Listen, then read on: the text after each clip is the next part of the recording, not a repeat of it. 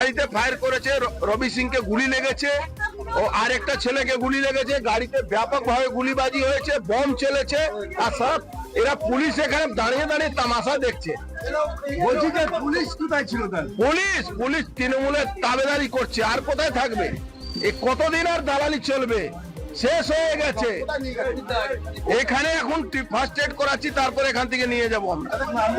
সামান্য একটা মাত্র একটা বন্ধের ডাক দিয়েছেন আপনারা, তার জন্য রক্তাক্ত মানে কি? ওপেন ফায়ারিং হচ্ছে। গাড়িতে 6 রাউন্ড গুলি চলেছে, 6 রাউন্ড গুলি চলেছে, প্রায় 7-8 খানা বম চলেছে।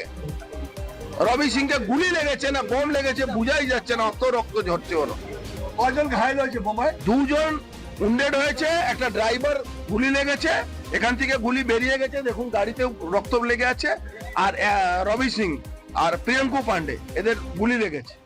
আজ সকালে ভাটপাড়ায় বিজেপি নেতা প্রিয়াঙ্গু পান্ডের গাড়ি লক্ষ্য করে গুলি, 6 রাউন্ড গুলি চালানোর অভিযোগ অর্জুন সিংয়ের। বিজেপি নেতা প্রিয়াঙ্গু পান্ডের গাড়ি লক্ষ্য করে বোমা ও বেশ কয়েক রাউন্ড গুলি চালায় দুষ্কৃতীরা। প্রিয়াঙ্গু পান্ডের কোনো আঘাত লাগেনি, তবে তার চালক রবি ভার্মা এবং দলের আরেক কর্মী রবি সিং গুলিবিদ্ধ হয়েছেন। রবি সিংয়ের অবস্থা আশঙ্কাজনক, তাকে কলকাতার একটি হাসপাতালে রেফার করা হয়েছে। হামলাকারী ও ষড়যন্ত্রকারীদের বিরুদ্ধে অবিলম্বে কঠোর ব্যবস্থা নেওয়ার দাবি অর্জুন সিংয়ের।